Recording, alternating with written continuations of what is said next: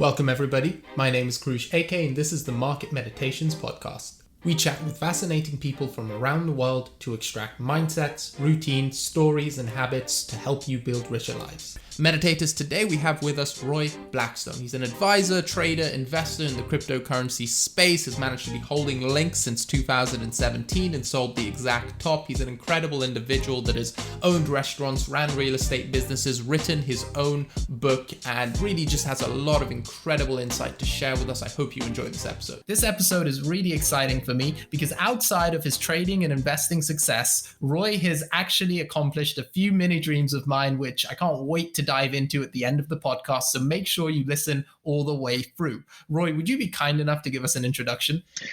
Yeah, hey Kurash. My name is Roy Blackstone. I have been pretty prolific on Twitter for the last 4 years or so, and known mostly for my crypto escapades. I've done a lot of work in crypto as an investor. I've done a lot of crypto work as a trader. I've written stuff. I've done videos. I've done so many things in crypto now.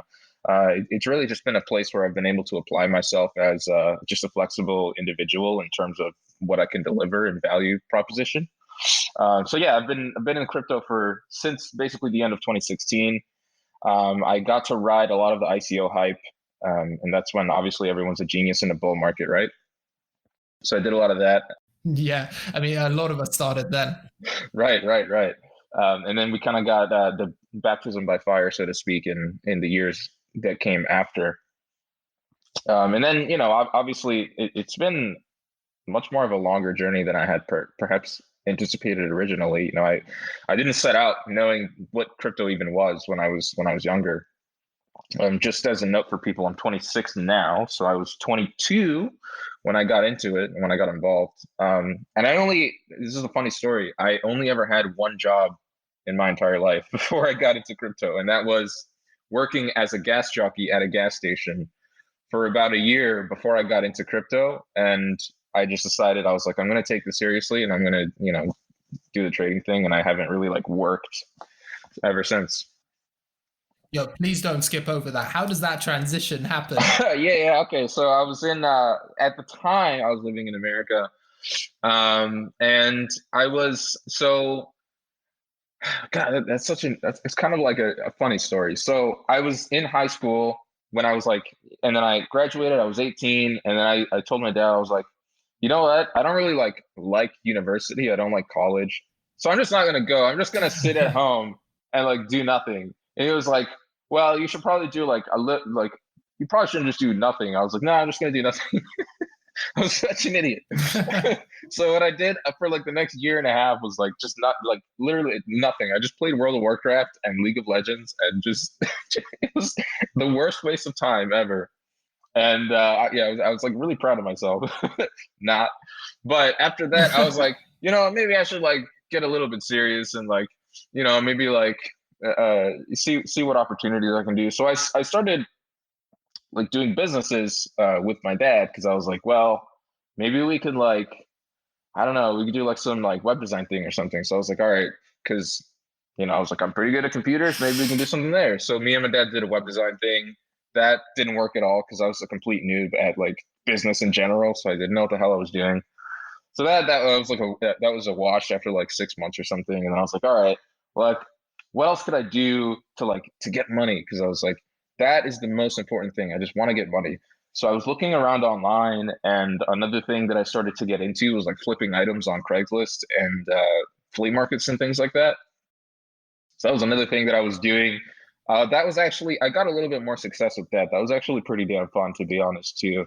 But it wasn't anything that was really, anything massively successful or whatever. And then eventually I was like, you know what, let me just get a job. This is the easiest way to start off. I knew my father knew a friend who had this gas station. So I was in Pittsburgh, and the gas station was basically in the black part of town, which is usually not a problem, but over here in Pittsburgh, it was pretty damn dangerous. I forgot where the place was now. There's a name for the neighborhood, but whatever. Anyway, so I worked there, and I was working night shift as well, which is pretty dangerous. To the point where I had the bulletproof glass in the place to protect me from anyone over there, and there was literally bullet holes or bullet cracks on the glass behind me because there was like some like gunfights going on like 3 months prior before I signed up. So that was like my first experience with work. I was like, oh my gosh, this is kind of dangerous and risky.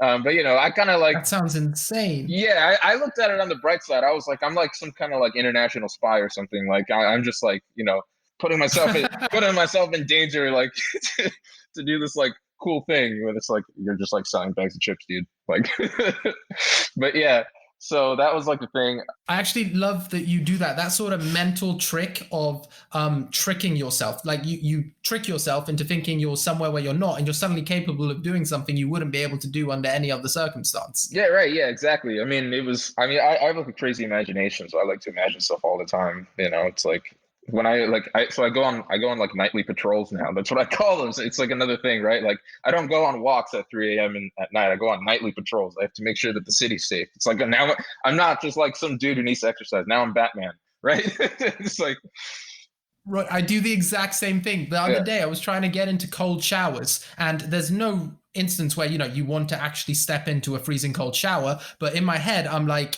if I don't step into this shower, the world is going to explode. So I just tell myself that, and then suddenly you have to go into the shower.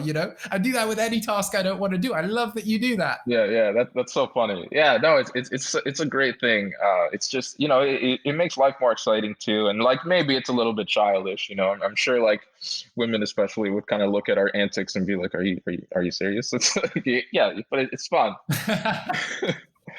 Yeah, Now so you got to find the right woman who can appreciate that. yeah, who can appreciate our like silliness. So yeah, it's Yeah. like, you know, it's definitely a lot of it was a lot of fun, even, you know, just working at a gas station, because like I got to do that. And because I was working night shift, you know, there's not a lot of people at night who usually are out and about, so I had all of this extra time basically to like learn up and brush up and like study and stuff. So I was like, well, I can do two things at once here. I'm like working at this gas station and I have all this time while I work, while I get paid. So I was like, why don't I just like try to figure out more ways I can make money? So I was doing that, and I was like studying. Well, one of the things I was doing was studying. So like, I'm sure you know Jordan Peterson. I was like on the Jordan Of Peterson. course. I was on the Jordan Peterson hype train before he was cool.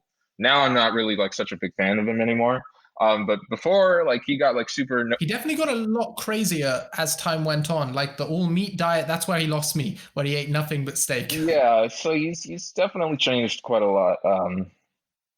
Yeah, he has changed quite a lot. But I mean, there was a certain level of like let's say authenticity or whatever that he used to have before kind of all the fame and the glory, so to speak, and the book and all that. But that was kind of when I found Hmm. JVP, and I was like at this gas station. So I was like, I literally, because he put up all of his like college videos, like recordings on YouTube. I watched like 30 hours of this guy. I was like, cool. I just got like an education in like, you know, philosophy and like biology and stuff, and like or whatever it is he teaches. I think it's sociology. So like I just got a degree in this in like, you know, 2 weeks or whatever. That's cool. So that was like the first thing I did, and then I was like, well, this is boring. What else should I do now? So I was like, let me try and figure out some ways to make money. And then I stumbled upon Bitcoin and crypto and all of that, and I didn't really like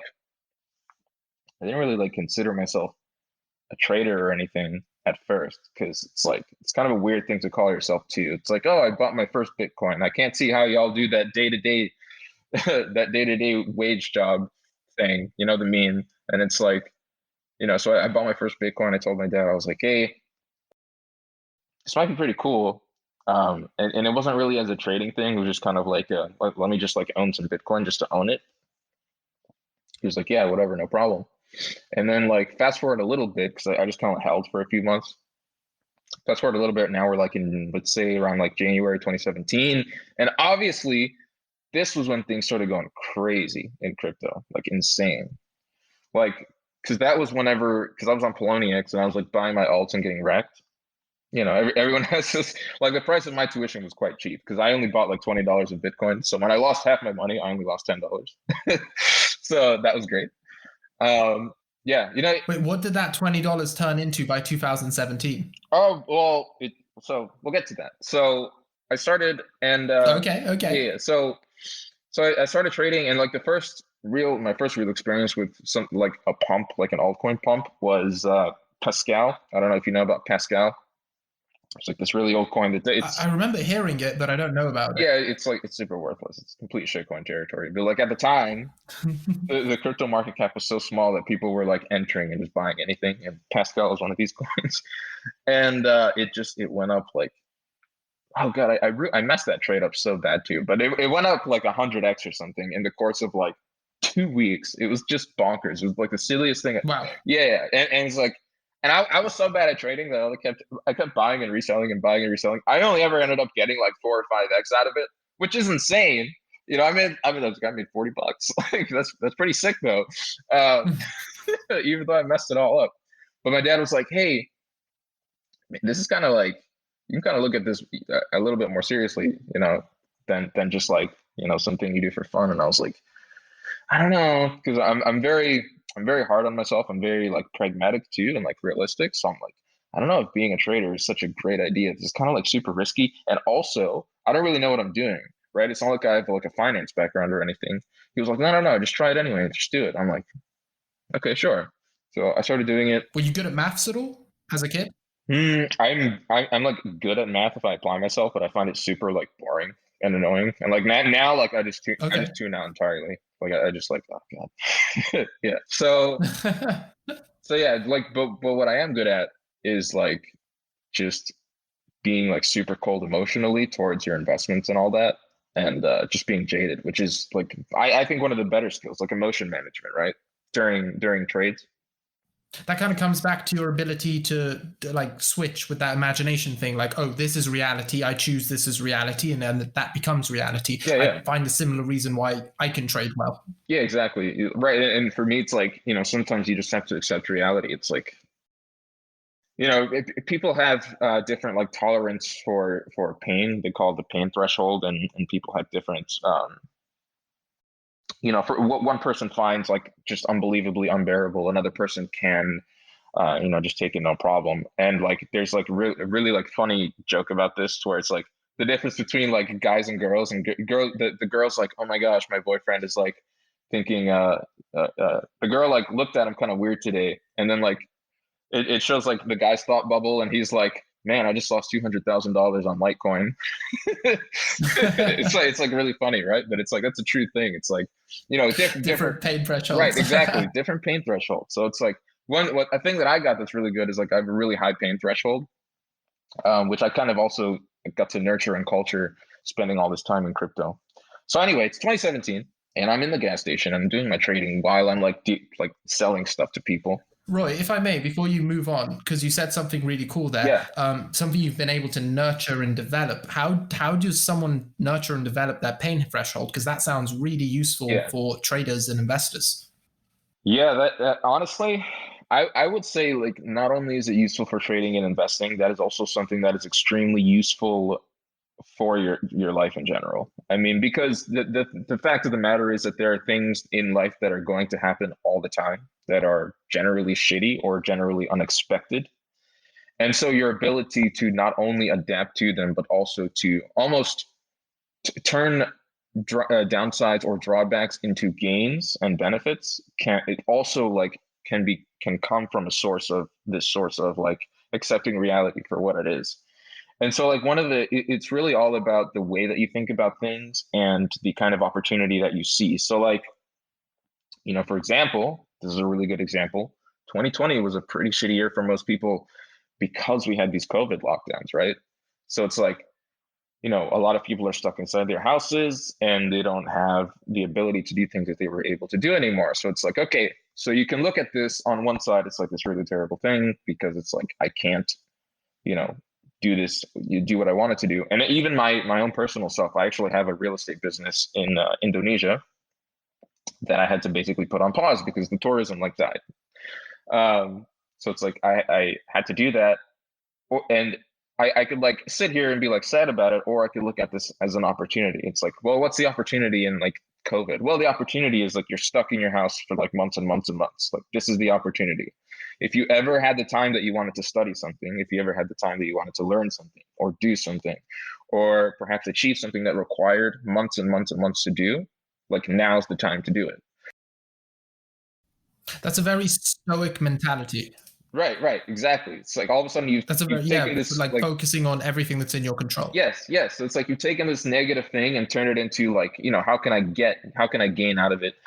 And it's like, here's the hands you're dealt with poker, right? There's another analogy, and it's like, here's what you have, here's what you can play with, and here's how to make the best of it. And maybe it's not necessarily the path you wanted to take, right? Like, who would choose willingly to do this? But if you're in the situation, then let's do it. And so like it's for crypto, it's a lot the same, and it really does go back to that mentality of like, pain thresholds, and like, you don't have to live life, going through it and suffering either too, right? Like, if bad things happen, like that's totally okay. It's like, it's fine. There's as long as like, It's to be expected. right, it's like, listen, are you healthy?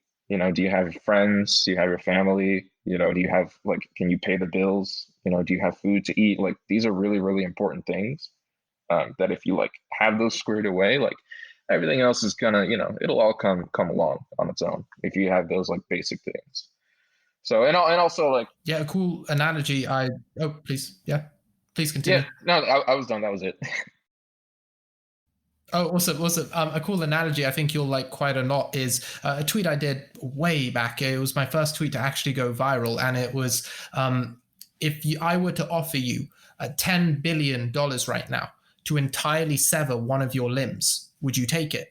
And I think, or to take one of your senses so you could never taste again, but you suddenly have all this money. Some people would take it, but most people would completely not take that trade at all. They wouldn't give up something like that. So you are already worth billions and billions and billions of dollars, and it kind of puts money into perspective. And that's just in one isolated incident. You can replace that variable of money with anything which you can assess value to and compare it to the things you already have, and you realize you really wouldn't trade a lot of what you already have for anything. Absolutely, yeah. I mean, it's hard to quantitatively assess a lot of these things that we have that we kind of take for granted, obviously. But it is easier to do so when we compare. So for Warren Buffett, it's like this guy is, I think he's like 86 or something. It's like, you don't think he would give up all of his money, Yeah. like every last cent, and be poor to be like 20 again? Like, he would do that 100%. So it's like that puts it into perspective of like, you know, here's some things that we do have that are like super precious. And like one of the things that I kind of hate when people, so maybe a little bit off topic, but this, I kind of hate it when people mention this. It's like, oh, I don't have enough time to do X, Y, or Z thing. And it's like, you do have time. I have time. We all have the same time. We all have 24 hours in the day. It's like, so it just depends on what you choose to do with it and how you prioritize. But like, for example, some people talk about like fitness and exercise. It's like, oh, I don't have time to exercise. It's like, dude, Jack Dorsey walks 5 miles to Twitter every day, and then he walks 5 miles home. If Jack Dorsey has time to do it, and he runs Square, and he runs Twitter, and he does all this crazy stuff, it's like, you have time to it. So it's like everyone has the same time. Obama worked out 40 minutes every day There you go. It's like when he was president. that's insane. Okay, that's insane. Okay, that's actually insane, by the way. Yeah. Yeah, If Obama has time, I think you have time. exactly. And that's the thing. It's like we all have time. We all have these 24 hours in the day, and you don't have to think of yourself as beholden to a particular schedule, really. Like, I'm here in Sicily. Like, I literally went to bed today at like 3 p.m. just because I wanted to, and I woke up now 6 hours later, and it's like I'm gonna be up for the entire night. It's like that's like, it's like it might seem like a little weird, but it's like I get to do like all of these different things, and I get to be super, super productive because I've decided my own schedule, and I get to decide how I do things, and I get to pick the battlefield, right?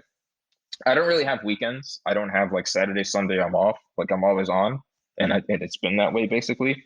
That's kind of let's say one of the downsides, and then one of the benefits also. It's like the downside of working for yourself is you're always working. But the benefit is, because you're always working, you get to be a lot more efficient with your time.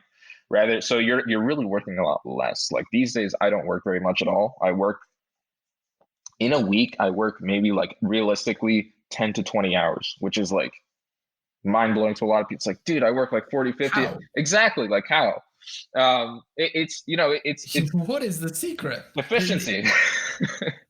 Before you get into it, Roy, especially in crypto, because this has been a theme with all the guests I've got on. We've got traders who are trading 7 days a week, investors, even me. I'm right now trading, investing, content creating, trying to make businesses in crypto, and it feels like there aren't enough hours in the week. And you're doing all these things on 10 to 20. What is the secret? Yeah. So okay, man, you are asking some really good questions, by the way. So okay, so the secret to working. So we actually had this discussion in our VC group that I'm a part of about I think a month and a half ago, 2 months ago, and the question was like, how much time do you spend per day on crypto? Like, how much time do you really like dedicate to doing this? And all of the answers that I saw from other people, which were like, super, super, super whales, like way, way rich, they were like, I spend 12 hours a day, I spend 8 hours a day, like I spend 10 hours a day. And it's like, and they also have like this group where people come in and share ideas. And it's like, it's 100, it's kind of like having like a Telegram group or a Discord group, or it's like a trading group as well. So it's like, you get to have like everyone else's kind of experience, and their own time commitment will obviously benefit you because they bring their informational edge and their discussion. And it's like, there's like 15 or 20 people in that thread who were talking about how much time they spent. And it was all like a lot of time. And these people had kids, and these people had like lives, obviously, and businesses to run and things like that. And then like, I just like waltz in. I'm like, yeah, I spend like 2 or 3 hours a day, guys. Like honestly, I don't know how you guys do it. It's like, because it's like at a certain point, it's like you have to decide like what's more important to you, right? It's like, are you going to spend, because I could be like, I probably, who knows, right? Maybe I can make like so much more money and be like super rich if I like mega, mega rich, if I decided to just like focus. I'm just like, I'm only going to do trading, and I'm going to do this, and I'm going to be like really good at trading. It's like, nah, I don't want to do that. I'd actually rather like study history podcasts or something, or like read books. Like I do a lot of reading these days, or like exercise. I spend like 2 hours a day outside. I spend 10% of my time outside, like walking, so it's like, or like talking to people, or just having fun, like I would rather spend my time doing things that I enjoy, and then like the little bit of the day, just 2 3 hours or whatever, I will spend on like, obviously, because you can't just completely ignore it. But I just don't. It's all about priority. It's like Pareto principle. You're gonna get 80% out of it, 80% of the benefits from 20% of the time. And so like, why try and spend like let's say a super linear amount of time for diminishing returns that's probably not really going to, in the end, matter for you that much anyway. So the question that like, there's people who always wonder, it's like, oh, or people always want, they're like, oh, I wish I had like $1 million or whatever. And like the question that I have to those people who are like, I want like $1 million, like, what are you gonna buy? Like right now, what would you buy if you had $1 million? And they were like, oh, I don't know. It's like, maybe I'd get like a car. Rolex. Yeah, it's like maybe I get a car, like a watch or something. It's like, okay, but like, you wouldn't like spend that whole $1 million, would you? They'd be like, no, I probably wouldn't even spend like 10% of it. It's like, okay, well, it's like you probably, you probably have like if you don't have it now, you probably have the potential or the capability to make 10% of $1 million in the next year or whatever, just doing what you're doing now anyway. So, it's whatever. But Roy, most people can't make that 100K doing what they're doing now, let alone 2 to 3 hours. There must be a system, some way you've managed to get to the point where you can live your lifestyle on 2 to 3 hours. And how does someone, a listener right now who wants to get to that point, is looking up to you? How would you recommend they get there? Yeah. So, I mean, okay, that's, man, these questions are so good. You're really good at this. Okay, so how do you get to the point? So in general, because I don't want to come off as like some guy who just does like absolutely nothing all day and is like super lazy, because I am lazy, but I'm not like mega lazy. But obviously, I've done a few things. There will be periods in your life as an individual where you are going to work like hella, like a lot. Like I just had a period of just like that recently because I've been doing this YFL stuff. And it's basically like, hey, all of a sudden you're running like this project that's worth $20 million. It's like, well, I've never done that before. It's like, that's new. And like, I was working more than 2 hours a day, obviously, on this. I was working like 10 hours a day or even 12 hours a day, which is like more like, let's say, like, to me, that's a lot. Like, that's a lot of time for me to be working. But like, to more people, that's more like average. Sure. But it's like, the amount of output that I was putting out, like, I consider myself a very efficient individual in the sense that I don't really have downtime or dead time. And so like it's 12 hours of like consistently producing like really high quality work. whether that's talking to people, setting up deals, getting things together, doing marketing, doing branding, getting everything, people who need to be talking together, talking to developers. I'm literally running like 3 different projects under the project that I'm running right now, and doing like the business development for it, and like writing articles, and like talking to people and getting like these deadlines together. Like I'm doing like so many different things. And it's like and I don't use like notepads. I don't take notes or anything, but to someone else, they might go like, oh my God, how are you doing so much? And it's like, well, the reason I can like go and like redline during these times is because like most of the time I'm not doing anything. So I have all this like energy and I'm not burnt out at all. And so I can do all this crazy stuff in like a period of 2 or 3 or 4 or 5 months. And it's like, I can really like go super, super hard in hand and like, and produce. So that's kind of like the way that I do things. And the way that you can think about it, in like a biological term is like, if you look at a sprinter, right?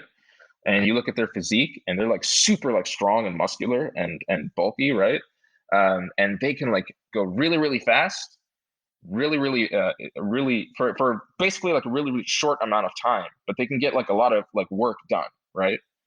And so in a nature analogy is like a lion. Like a lion spends most of their time sleeping.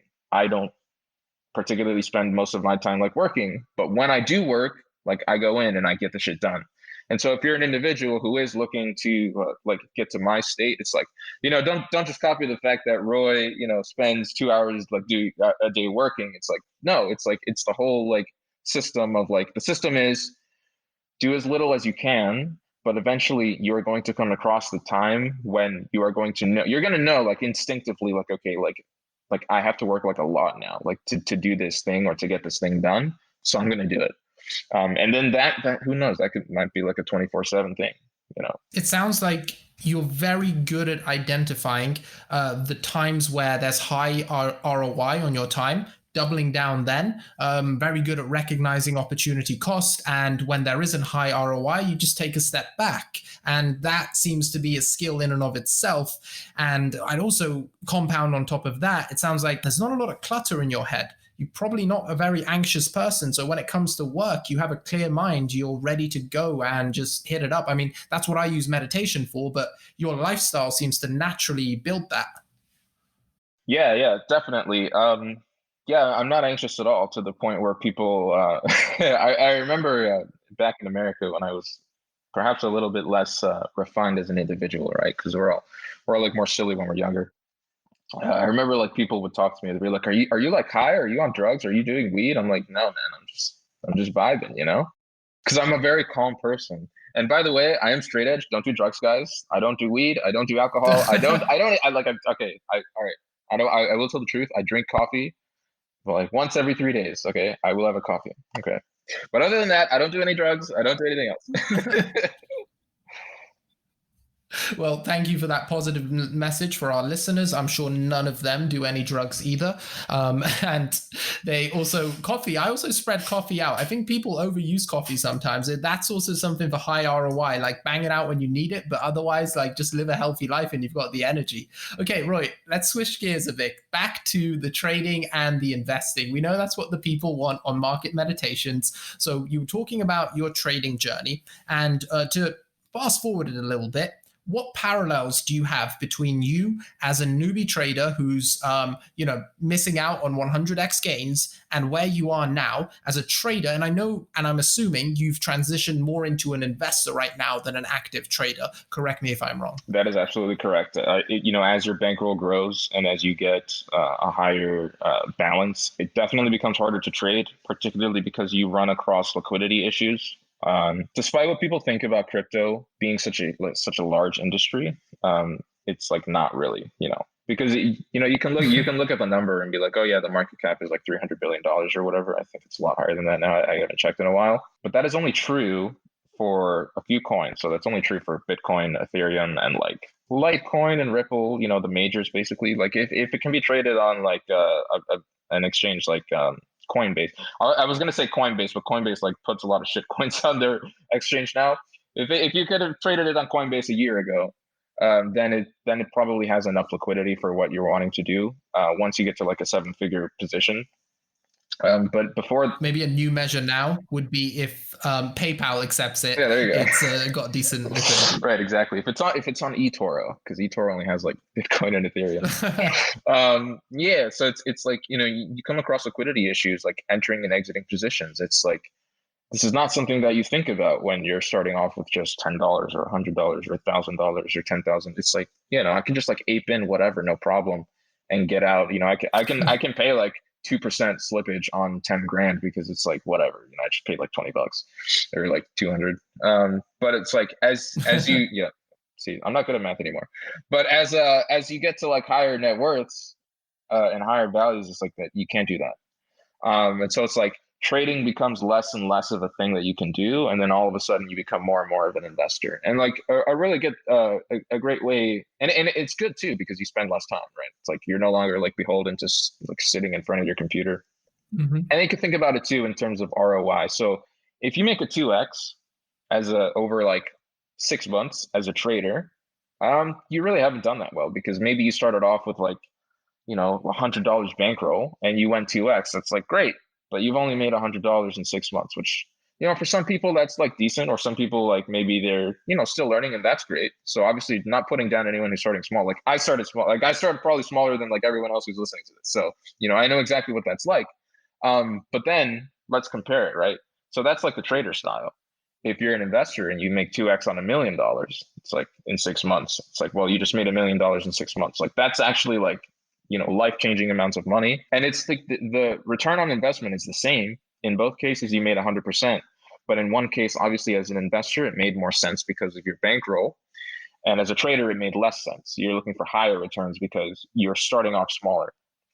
So this is an evolution that happened to me as a trader into an investor over time. So in 2016, 17, and most of 18, I was a trader. And then I did make that transition to an investor because I kind of realized that this was kind of where I was going. And I'm definitely fortunate in that way, right? And that I've been able to, become an investor because it's a lot less headache.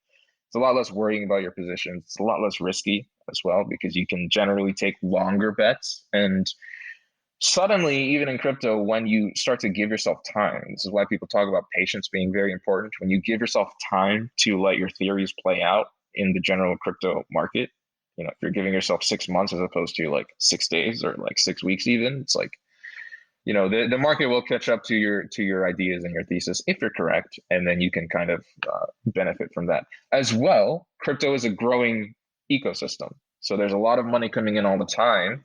So there's a good chance that even a rising tide lifts all boats. So even just having pure exposure to an asset for a period of say 6 months to a year plus, that's probably a year later the number is probably going to be higher than it was when you started. So, a couple things I want to address there. Firstly, this is a quick question. You can give a very quick answer. Do you still use technical analysis as an investor? Rarely. Now, the much more interesting question, which I wanted to get to, is what does it take for one to transition from a trader to an investor? And when you're talking about investing, are you talking about early stage pre-sale, seed level investing, or just longer time frame trading? Yeah, so you can do both. I mean, it really depends on what you are good at as an individual. And this is such an important point. This is going a little bit off topic, but I think your listeners are really going to benefit from this. Absolutely, because it's something that I personally have benefited from myself. There's so many things to trade. There's we'll even go outside of crypto for a little bit. There's like Forex, right?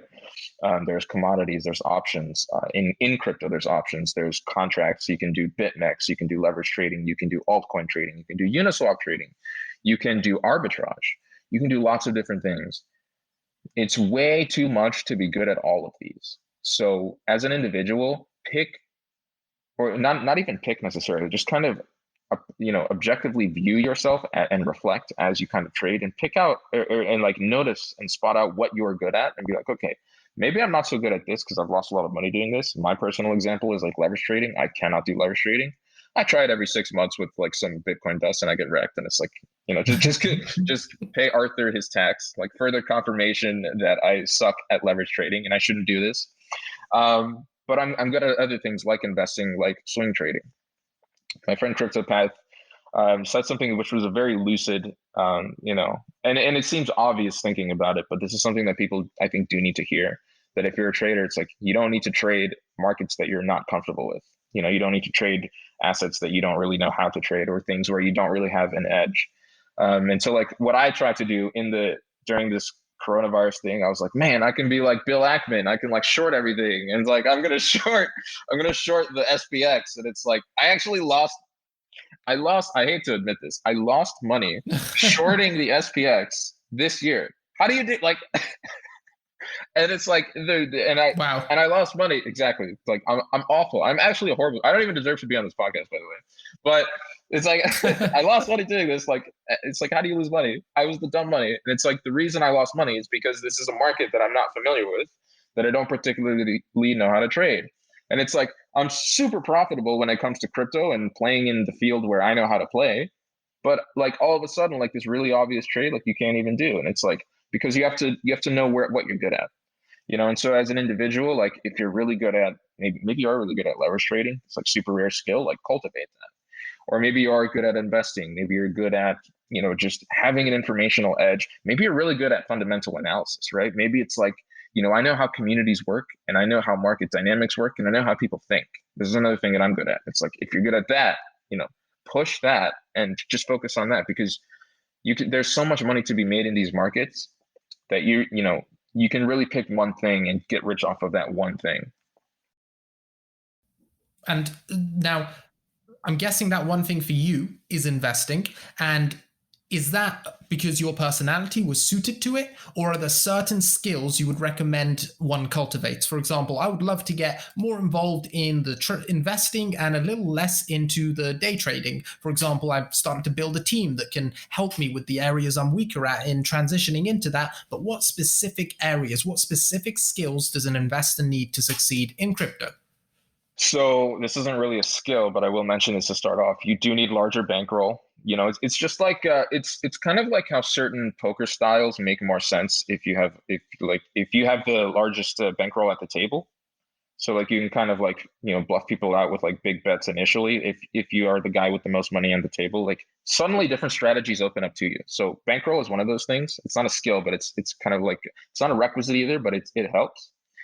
It definitely helps if you're a patient individual. Patience, obviously, that's really where it comes big. If you're like a day trader, you don't really care about being patient. It doesn't matter, because you're taking your setups technically and you're executing on those setups, and you'll know by the end of the day whether your setup worked or not, by the number on your account.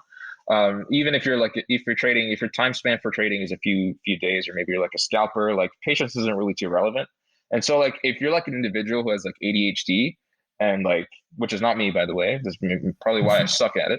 But if you have like ADHD and like you're really like this kind of like hyperactive individual, like maybe day trading is actually for you, because it's like there's like all of this information that's coming in all the time, and like your reflexivity to it and how quick you can be on the trigger to like make decisions is like, that's maybe where your edge is, right? So it's like, oh my god, Bitcoin just went down to like 50% to $3,000. Like, what do you do? It's like, if you ask me, it's like, I don't know. It's like, I mean, like obviously, like in hindsight, it's like, yeah, you buy. But maybe like if you're a scalper or something, or like someone who has a lot more reflexivity, this is like it's like your time to shine, dude. Like you're up, make your trades, do your thing. But that's not what I'm good at. Like obviously, I'm more patient. So if you're more patient, then yeah, you can be more of an investor swing trader type. Another, I think, a valuable skill is that fundamental analysis to the level of like, you're in crypto particularly, because even though crypto in general doesn't have too many fundamentals, we're quickly getting to the point where there are a lot of fundamentals involved in altcoins, particularly. And even in 2017, and probably before that, but I wasn't really trading before that. If you knew fundamentally what was going to drive people to buy a certain asset, you were probably going to make a lot of money out of it in the long run, like a lot of money. And so a famous example that I use is to interject there. Yeah. Oh, sorry. Oh, no, go ahead. To interject there quickly, I couldn't agree more. That's why I fluked this entirely, but during 2017, the only thing I was consistently looking for was what could be the next Ethereum. And anything that fitted that label, I would like ape into. I didn't have good risk management there. And what fitted that label? AntShares, which did pretty well. And then the one after that, ICX. My two best plays of that year happened to just be it's kind of like Ethereum. And this year, that theme that I've spotted has been anything that's DeFi, DEXI, anything that's got anything to do with Polkadot or has got a Yiffy type like spin-off has tended to have done well. Now it's changed a little, but early on, that was a pattern we noticed, and why I got lucky with, again, the only thing I invested in properly, and the first thing was Polka Starter, which also happened to do really well. So yeah, definitely see those patterns happening again and again, and love that you mentioned it as a key skill. Yeah, for sure. I mean, it's just fundamentally, it's if you understand, and this is the thing too. Like, I'm not really such a technical individual. I don't know how to code, but I do understand things in very broad strokes and in a very abstract sense. And so, like, when in 2017, like, I heard about Chainlink, I was like, it's like, this is interesting. This is like blockchain middleware oracles, and I tried to like piece together in my head like how this would make sense, And obviously, in 2017, like, you could have bought anything really and made a lot of money. So it's like, okay, well, where's the genius here? Well, the genius here is like I held Chainlink through the bear market. I held Chainlink through 2018 and 2019 when it really started going up, and like this year as well. So it's like that's actually like, okay, now all of a sudden I can differentiate myself from anyone who's just buying whatever. But it's like the reason why I held that is because I knew fundamentally how Chainlink functioned and how crucial it was as a piece of blockchain technology. And I was like, this is going to be big because it almost has to be big. Like, it has to be, like, it makes sense on why this asset would go up in price.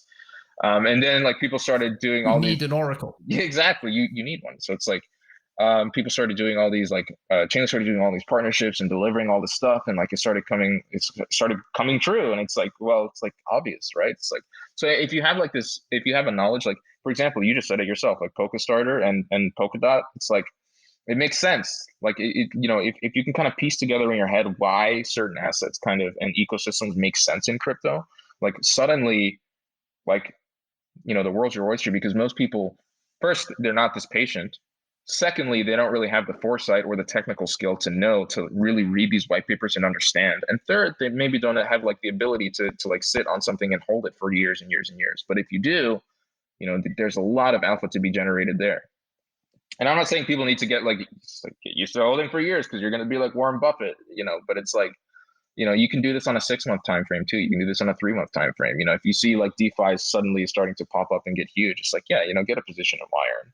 So, Roy, I definitely wouldn't compare my riding of the hype train, like identifying hype words and knowing that, well, thinking that Polka Starter is going to do well, to your meticulous Chainlink spot. That was actually extremely impressive. What are your thoughts now on Chainlink? It's gone a little crazy. The community's gotten extremely passionate about it. The price has gone parabolic. Obviously, it's a very difficult question, but do you think the price is reflective of its worth, or is it a lot very much so hype driven? Yeah, that's a good question too.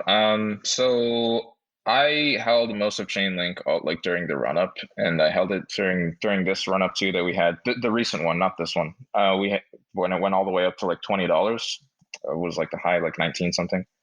And I was talking to my friend, and I finally convinced him this year to buy Chainlink. Finally, after like all this time, I told him, I was like, there's 2 assets you need to buy, and I will give this alpha to the listeners here. First is Chainlink. Second is Urbit. I bet you never heard of Urbit. Check it out. Google it. Never. But I was like, I finally convinced him to learn about Chainlink and to like buy Chainlink, and he bought it, and he bought it I think at like $4 or $5. So he made a lot of money.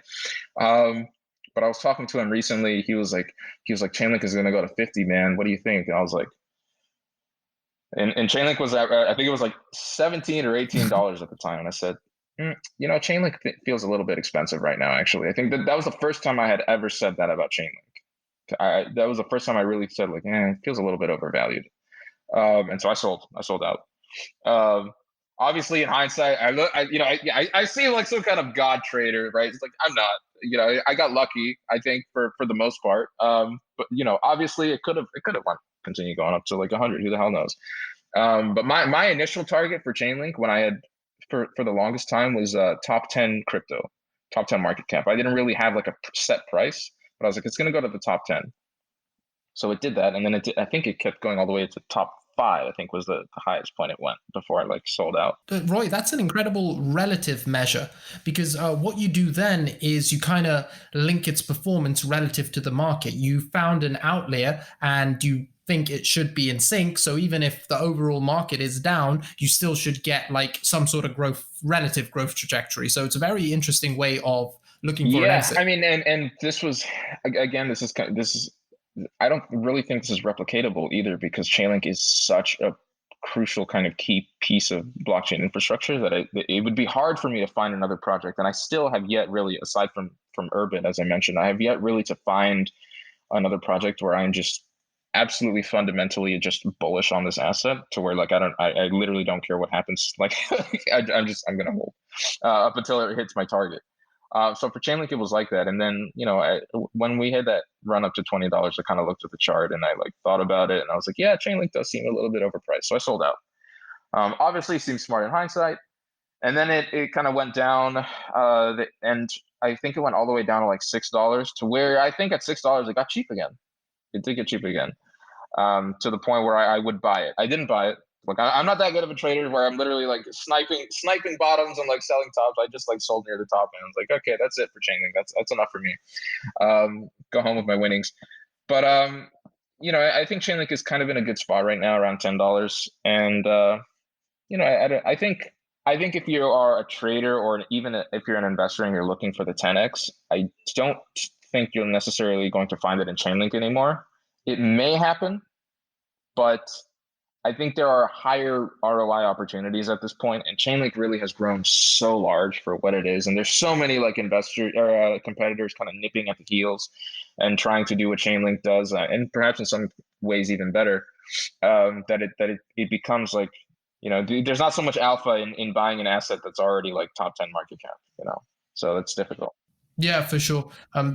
There's stability, at least, if it manages to hold its position. But as such, that's what happens when they grow. They eventually become the market. So it's very hard for them to outperform the market, Yeah, when exactly. they are Right. the market. Roy, we've covered the trading, we've covered the investing, we've had a great little deep dive into mindset. Now, this is something really, really incredible, which I think you've done, and that is you've launched your own book, Bladeseeker. I know it's a fantasy novel. I haven't had the pleasure of reading it yet, but I'd love to hear about your journey in writing the book and all the way up to publishing the Wow. book. Okay. So Bladeseeker, man. So I actually haven't really talked to too many people about this in like a public forum. So you get to be one of the first. So Bladeseeker, really, like the story for Bladeseeker started when I was 15, I think. So this is 11 years ago now, where my stepbrother, I think he was 17 or 18 at the time, and he was like writing a story, and I read his story. I don't really know if his writing was good or not. It was probably trash, but I was 15, so it was like amazing. It was like amazing to me, right? So like I read it, and it was almost like Harry Potter, but it was like these like kids are going to like this academy, and it was like based off this game that me and him were like just fiending on at the time. It was Final Fantasy VIII. We were just like both playing the hell out of it. And it was like the best game ever. And he like decided to write a story, and it had like so many elements of this game, and I was like, this is amazing. This is like so cool. And then I thought to myself, I was like, maybe I should write a story. And that was kind of like the initial seed, or like the inception, let's say, the inception moment, where I decided I wanted to write a story. And then like over time, just like watching like anime, growing up with anime, like I was exposed to like so many amazing stories. And then like reading as well, like I had read so many different books throughout my life. I read books like Artemis Fowl. I read like Redwall, which was a great series. I read obviously like all the Harry Potters. I like grew up with Harry Potter. Bought those books like on release. Like I was on that. I read those books so many times. I'm pretty sure I read those books, like the entire series 1 through 7, like at least 10 times. And that might be underestimating it. That's how many times I read these books. Like they were so good. Yeah.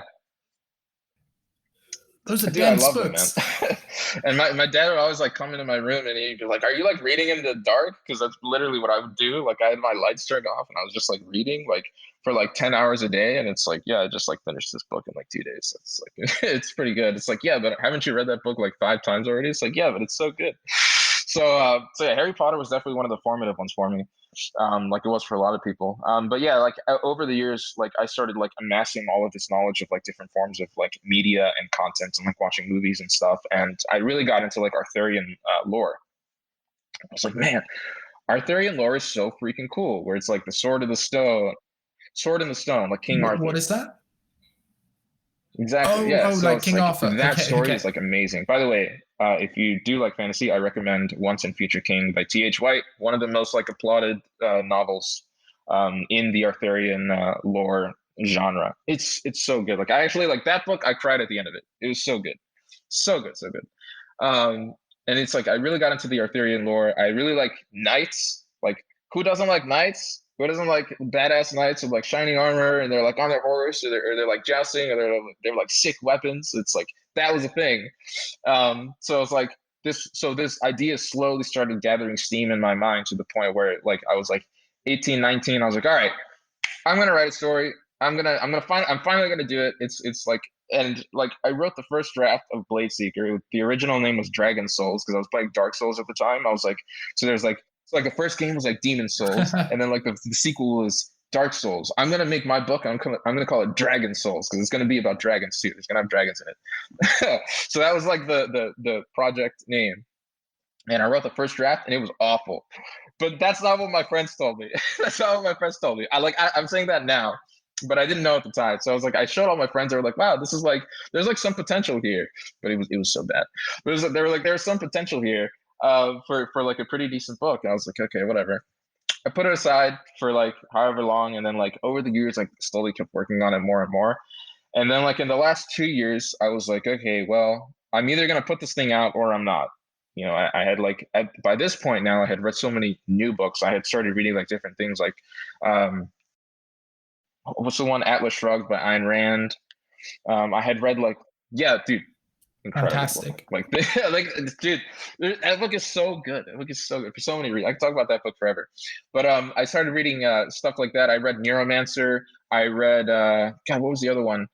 Um, Snow Crash. Like I started reading all these like cyberpunk books, and like I was reading like so many different things. I read even like historical kind of informational type stuff, like Guns, Germs, and Steel, which is like Hmm. such a great amazing book where he talks about like it's called the subline of that one is the fates of human society. So it goes into like how humans kind of started from the Fertile Crescent, like 500,000 years ago or whatever, and like Egypt, and like why things are the way they are, and like Europeans, like how they came and like how they got all this stuff. Like it was like a timeline history of the world. It was so sick.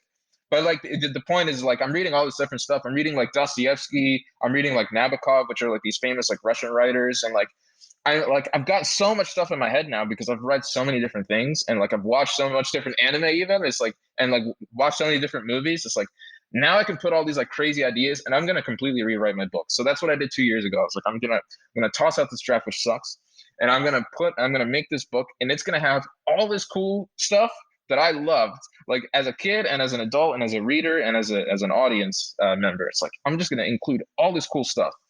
And I just like worked ham on this thing, man. It's like, okay, I told you before I worked only 2 hours a day. On this book, I literally like got a freaking college education on YouTube on like writing. I was listening to Brandon Sanderson, great author by the way. Brandon Sanderson he like put up like 30 hours of his stuff on YouTube on like writing. He's a famous writer. So I'm like, all right, I'm gonna watch all the Brandon Sanderson lectures. So I watched all the Brandon Sanderson. And I was like, okay, so now I can say like kind of technically sort of I have my diploma in writing. And I literally the only reason I did that I was like just for the book, so like the book can actually like be decent. So I learned a lot of stuff while I did that. I read Stephen King's On Writing. I also read some other Stephen King like fiction work. The only reason I did that was just to improve my writing. So I was like my writing needs to get to the appropriate level required. Yeah, And did it? Reading Stephen yeah, King and I doing got that really good at course? writing. Like well, really good. I got better than I was. So who knows? Maybe I'm still a terrible writer, but certainly a lot better than I used to be. So I wrote this book in the last 2 years, and I worked like crazy. It was like 10 hours, 12 hours, 15 hours. It didn't matter, whatever. I just like worked like crazy. I finished it, and I was like, wow, I finished the book finally. Like it took a little bit longer than I thought I would, but whatever. I'm gonna publish this thing. So then I published it. I think like 2 or 3 months ago. It was like in the woods in Thailand. I was in like so like super small like town. I was like, whatever, I'm just gonna release my book, and I did, and it was great. So that was kind of like the A to Z from start to finish of how that book came to be. That's incredible, Roy. It's actually blowing my mind how many common interests we have, from Dark Souls to anime to fantasy writing as a kid to wanting to. Because so I don't think many of my audience knows this. I've only mentioned it once in a recent video and never else. But me and one of my friends want to make our own manga together. So he's an artist, and I'm very into the story writing, much like you are. And yeah, so you're pulling off of Bladeseeker is just incredible. And I'm definitely, and I'm not just saying this, definitely going to read it and enjoy that journey which you've put together. See if I can spot those clever writing tricks which you've picked up from here or there. And yeah, so are you happy with the final product? Will you ever write again? Oh, okay. Well, that's a good question. Dude, you're full of good questions today. There was something else you mentioned. Oh, so as I think as you read, so I actually ended up getting a review by Kirkus, which is like they're really, really like notoriously like super harsh on your books or whatever from what I was learning. Because again, this is the first time I ever published a book. They're actually like really positive on mine. I talked to the lady on the phone, and she was like, "Yeah, actually, by the way, like you got like an internal, like this doesn't actually show on our website or anything, but internally you got like a recommendation flag from like, which is like really hard to get from people. That means like I would literally recommend this to someone," which I was like, "Oh, that's cool." But in the review, they were talking about like, oh, you know, he like weaves this like expert tale of like, and you can tell like he blends them these elements in imaginative new ways, and I'm like, all I did was I just put like all the shit I really liked in, and like mashed it all together into this thing, and it came out like awesome. Yeah, so that was the thing. So I'm like I'm super happy with it. I'm really glad that I did it, and I am I'm yeah, I guess I could like say this now. Like I haven't really told anyone about this, but I'm working on a sequel now because the first one did like Oh, amazing. yeah, the first one it did like way better than I thought it would. And now I've like, you know, I'm kind of like starting to enter the NA market or whatever, and it's like I set the book up to be just a one-time thing. I wanted it to stand on its own merit. I don't really like stories that just like leave off at the end and it's like, you gotta get the second book if you want to know what happens. It's like, well, I kind of like I left it with the sequel potential, so I'm gonna do a sequel, but like I also wanted it to be its own thing. So it does have a very satisfying ending, I think. But yeah, that was the thing. So like I didn't know this at the time. This is like writing process stuff. This is like just for you, Kurush, because you'll find this interesting. So I'll keep this short because probably a lot of people aren't like writers, but like Yeah. the book when I initially wrote it was like I didn't know I was doing this. It was like an epic. You're not supposed to write an epic as your first book. It's really a bad idea because it's so involved with like all of the stuff that you have to do to, you know, you have to like learn ecology, you have to learn astronomy, you have to learn how like, you know, politics work, how the sciences you know, function in terms of like your world building. And also the story itself is generally going to be like massive, like 500 pages plus. Like that's kind of what defines an epic. Like that's what I was trying to do. I didn't know that that's what I was doing. I was like, I'm just going to make a really cool story, and it's going to have all these like cool storylines, and I'm going to have all of these characters, to the point where like I kind of like read the draft that I had, and it was only like 300 pages, and it's like there's, for me to properly write everything that I want to do, like this is going to take me like 600, 700, 800 pages. So like I had to go through this massive process of cutting so much stuff, to the point where like the greatest example I can give is like I had a character in the earlier drafts that had like 3 or 4 chapters devoted just to her, and I had a backstory and I had everything for this character. She's like this little pixie girl. And in the current version of Bladeseeker, in the final version, the release version, she gets 2 lines. She doesn't even, you don't even see her name. That's the level of cutting that I had to do because I wrote It like an sounds like epic. movie directors. Yeah, it was so much cutting, man. Yeah, they get like some super famous actor, they pay him a whole bunch of money, and then it gets to the end product and they cut out most of his parts and lines because you just have to. That must have hurt as well. Roy, thank you so much for sharing everything you have. I could keep talking about this book with you for hours, but alas, we have reached about the hour mark, and this is a fantastic point to start wrapping up this podcast. Thank you so much for your time. Thank you for hopping on and sharing your knowledge, your enthusiasm, your incredible storytelling abilities. Is there anything you'd like to leave our audience with before we end this episode? Yeah. So, I mean, so your audience is mostly traders, right? Mostly traders, investors, and avid self-improvers and entrepreneurs. Okay. Self-improve. Okay, cool. All right. Best advice ever. Eat good, sleep 8 hours a day minimum, and be happy, tell your friends how much you like them, tell your family how much you like them, all that stuff. I do have a Twitter. So I'm at Phil Before Show on Twitter. So find me there. I do like a lot of stuff for YF Link. I'm basically like the head of operations or whatever. So you guys can look at that. It's all on the Twitter. It's all there. I'm sure this will be linked somewhere. But yeah, just check me out on Twitter. Follow me if you like any of my insane ramblings. I usually I'm not really I try to be on topic now because like I've kind of like a larger following. So I'm like, okay, well, these people want like the crypto stuff. So I try to be crypto, but sometimes I'll post something else that's completely just not crypto at all. So yeah, there's that. That's all I have to say.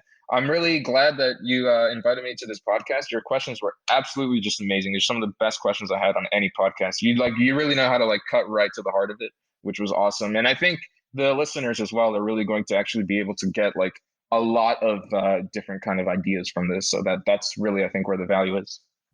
Roy, thank you for the kind words. Thank you for the fantastic outro. Meditators, we are going to end it there. I hope you've enjoyed this episode of the Market Meditations podcast with Roy Blackstone. Make sure you follow him on Twitter to enjoy more of his wisdom and incredible journey. Thanks for coming on, Roy. Bye. Thank you so much for tuning in to another episode of the Market Meditations podcast. If you enjoyed this episode and you'd like us to continue bringing you fascinating people from across the world, please leave us a review on Apple Podcasts, Spotify, or wherever else you like to listen to these podcasts, and share the episode with a friend. If you have feedback or an idea for a potential guest, reach out to me on Twitter at KarushAK, and do not forget we write a newsletter covering all important topics in crypto and traditional markets. We send it out 3 times a week. The Market Meditations newsletter. You also get early access to these episodes, and you get transcripts and extra notes as well, so make sure to subscribe there as well.